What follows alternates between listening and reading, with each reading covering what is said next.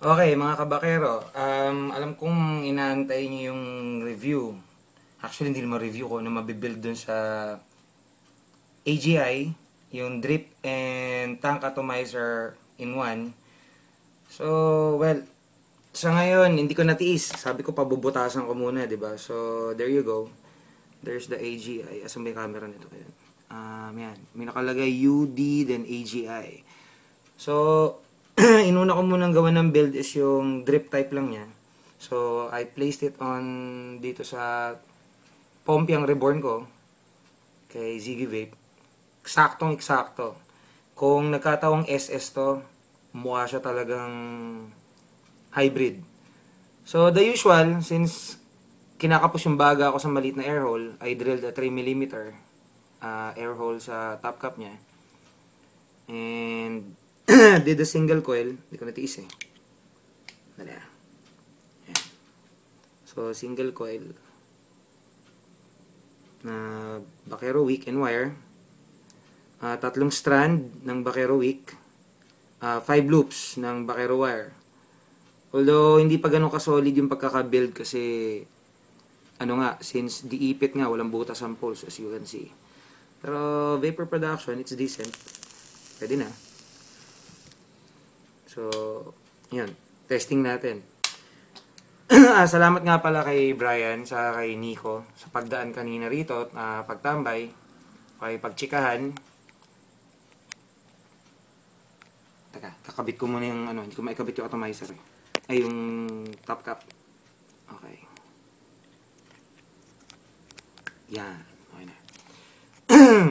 At kay Jobber, ayun, tsikahan kami ng ilang oras doon. And to Sir Vince of Smoke Chase, salamat sa t-shirt nung vape meet sa MOA. So anyways, here's the vapor production on single coil, AGI, Bakero wick and wire inside with Titan.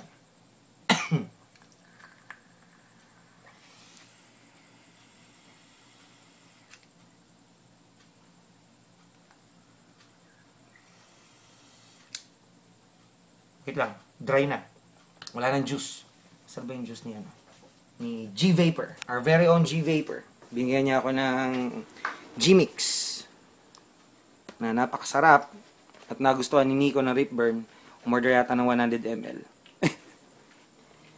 So, yung hawak ko, walang label. Pero this is G-Mix.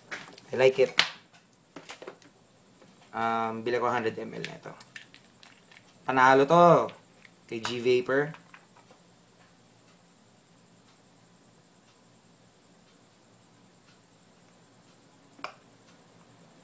Okay, ulit. Naubusan ng juice. Sorry.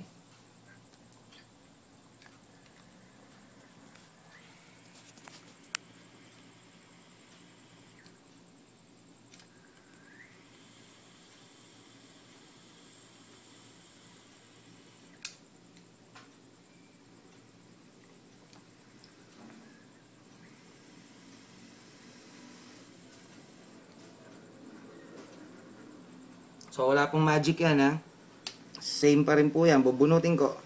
Alauna, alas 2, alas 3. Single coil pa rin. Walang binago. Yun pa rin. Diipit pa rin. Walang butas. Bukas yan. Meron na yan. Patitira ko yan. So, mag-upload na lang ulit ako gagawa na lang ulit ng bagong video pag nagawa ko na ng setup do sa tangke.